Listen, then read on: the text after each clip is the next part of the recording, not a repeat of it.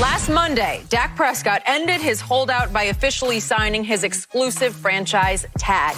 He will earn just over $31 million in 2020 and is now expected to participate in training camp. The Cowboys and Dak still have until July 15th to get a long-term deal done. So, Shannon, was this the right move for Dak to sign a tag so soon? Well, Skip, I always thought he was going to sign the tag. And I still believe he's going to play under the tag this year. It just seemed hard for me to believe that they built up so much bad blood that they would get it done now, when if that was the case, you didn't need to build up this bad blood. And I know everybody says the contract will get done when it gets done. And when it comes up to the 8th, I guess July 13th, 14th, because it has to be done by the 15th for Eastern time, that's when, that's when both parties will sit down and try to hammer out something. Skip, I never thought Dak was going to miss training camp, but I did always thought he would miss OTAs, he would miss the mini camps. And what happened, what hurt Dak, Skip, was COVID, because nobody was going to mini camp. Everybody was doing it virtually. So really, he's not being on the call, is what not being in the Zoom meetings and things. That's something totally different than his absence, physical absence, not being present, Skip. Mm-hmm. So I think that really hurt him, this pandemic, because now all of a sudden, they weren't having OTAs, they weren't having mini camp and not having Dak there. So I think that dealt him a blow also. But and when they signed Andy Dalton, that took a little bit of the power that Dak had, because Andy Dalton, whatever you might think of him, he's been a starter since he's been in the league. Andy Dalton has thrown for 4,000 yards. Andy Dalton had gone to the Pro Bowl. Andy Dalton had won a division. So he's a very quality guy that the Cowboys like, well, if Dak, if Dak doesn't want to come to camp and whatever, we feel very comfortable going forward with Dak. But for me, Skip, when I look at it, they got the July 15th is the deadline. Mm-hmm. So we're about 3 weeks away. We're roughly 3 weeks away, Skip. Maybe a little less, 18, 19 days. Yeah. So that's where we are. So we'll see how much progress, because seemingly you thought this was, like Jerry said last September, it was imminent. Imminent means future, present, real right around the corner. Imminent days, yes. Yeah. And so from right around the corner in September till here we are, July 15th, and nothing has really gotten done. So it's going to be very interesting to see, Skip, but it's just hard when you build up so much bad blood, distrust. Jerry thought they had a deal. And then after the first 3 games, you say, Dak agent says, nah, we need a little bit more money. And Jerry like, oh, hell no, I can't believe it, forget it. And so that seems to be where we are now, Skip, is that we go from getting a deal done in September to here we are in almost mid-July before something actually gets done. If a deal is to get done, not the franchise tag, because he signed that, but I'm saying a long-term deal. So your bottom line is? Right, I believe he plays on the franchise tag. So do I. But I have a different take on why they signed so early. Okay. Because they could have pushed it all the way to July 15th. They could go past July 15th. They had the ability to hold out of whatever training camp there is, however many preseason games there is. For that matter, they had the Le'Veon Bell authority. If you wanted to take it, you could legally hold out of real games if you wanted to. Okay. So not $2 million a game, Skip. Yeah. Okay. All right. But that's okay. I got you. But the point is, I believe this was a rather desperate PR move by Dak and his relatively new agent, because I think they believed they were losing in private with Jerry because the blood had gotten so bad after what happened early in the season. Nobody was budging 1 inch, 1 penny off. They wanted this, and Jerry and Steven said, no, this is as far as we're going to go. So they basically made a public statement whereby they said to Cowboy Nation, hey, we did the right thing. We signed early. They placed the tag on us. We accept the tag. Right. We give up our ability to hold out through training camp and preseason games. And we are now all in for the 2020 football season. Right. So now it's their turn to do the right thing by giving us the money that we have asked for before July 15th. Because now it's like, let's put the ball back into Jerry Stevens' court. Let's make them make a choice now with Cowboy Nation saying, well, listen, Dak, he's relented. He has signed, sealed, and delivered that you have placed the tag on him, and he will play under the tag if so forced to play. But in this case, when I talk about they want Jerry to pay them what they want, The one number that has not been made public even to this moment is exactly how much they are asking for. Correct. I believe it's somewhere up in the 40s. I believe it's 40+ million per year. I'm not sure if it's 4 years, 5 years. I don't know that. I just think that their strategy from the start was to get the kind of money that they believe Patrick Mahomes will ultimately get, because they wanted to be paid commensurate with Patrick Mahomes and Deshaun Watson, even after they get their new big money deals. So they're trying to preempt the news of those deals by saying, we get so much more than people thought that once they get their money, we're at least in the ballpark with both of them. Right. It's a lot of money for Dak Prescott, especially coming off an 8-8 season in which he did not make the Pro Bowl. And down the stretch, he stunk it up at New England and he stunk it up at Philadelphia in the make-or-break game of the year. So it's harder for him to sell himself right here, right now. You always say right place, right time. And he is possibly free, except there's this thing called the tag. Right. Well, now Jerry's saying, well, I can force him to play under the tag for 31.4. And if we have to, we can do it again next year and he will play for 37. Right. Well, if he's asking for, let's say, 42, I don't know what it is, but up in the 40s, well, obviously Jerry's doing the math saying 31, 37, I'll be better off if I just tag him the next 2 years. I'll save a lot of money. But Skip, that eating so much into your cap, though, Skip. That's hard dollars against your cap. And see, here's what Dak's argument is, Skip. He says, okay, I understand Russell, and I understand Wentz, and I understand Goff and Aaron Rodgers. But all of those guys had 2 years left on their deal when they made them, at the time, the highest paid player. That is true. I have no years left. So for you to put something in line with Jared Goff is not going to work.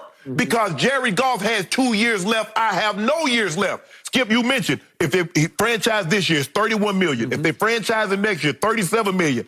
If they franchise him a third time, $54 million. That won't happen. What they could do is transition him, and then that would be $45 million. So, Skip, if you just say the 3 franchise tags over 3 years, Skip, that's $122 million.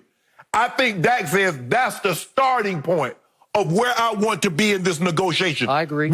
And I said, Skip, they said Jared Goff number. I said he's going to be looking for 10% more than what Jared Goff got. I think Goff got 113, so 10% more is right in line with what I've been saying, about 121, 122. So that's what Dak's argument is, Skip. He said, hold on. Sometimes you give up less because you're getting the guarantee, Skip. You're getting the security right now. Dak's like, I got no security. I had to go play. And so you want me to give you a discount? Dak said, I already gave you a $100 million discount. Remember, I was a 4th-round draft pick. I saved you $100 million your first 4 years. Because imagine if Dak, Skip, had come in with one of them old big old contracts. So Dak says, hold on, you paid me $400 my first year, and I was the rookie of the year. Where was the raise? I didn't get no raise with that. And then I come back the next year. When Zeke was going through what he was going through, I still went 9-7. And then I come back after that and win you another division. And I ain't get no raise. I ain't get nothing.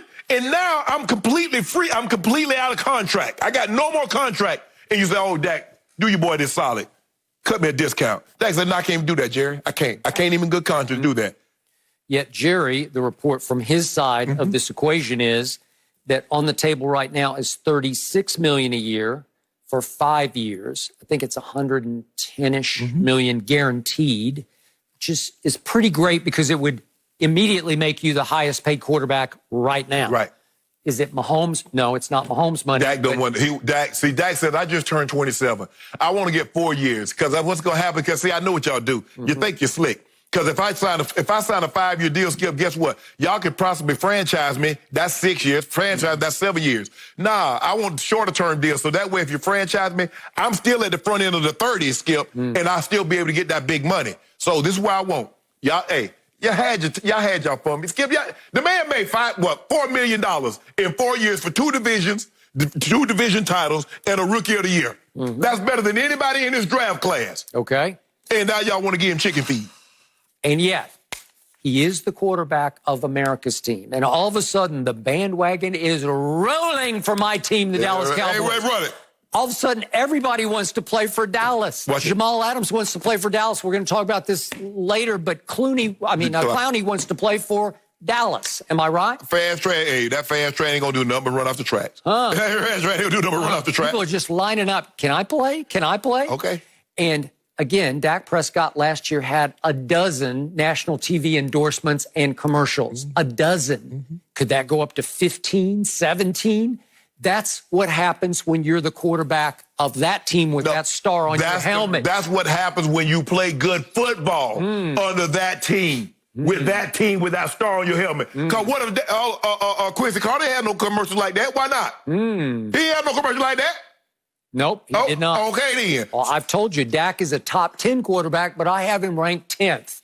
Is he better than Patrick Mahomes? Well, obviously, you would say a big, flat, No, fat but hold on. That ain't just goes to Dak.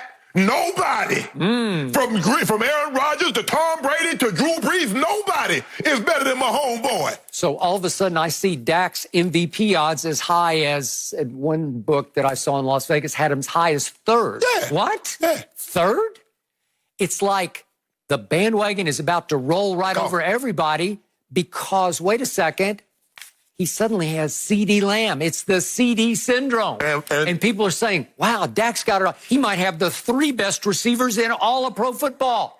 And you're doing so good. Okay, but that's what a lot of people are writing that. No, ain't nobody wrote that. Yes, they are. They're all writing that. Nobody wrote that. And you know what? That could be the case. Ain't nobody wrote that. Hey, wait a second. You got CD as your number 1. You got an emerging Gallup as your number 2. And now Amari is a 3?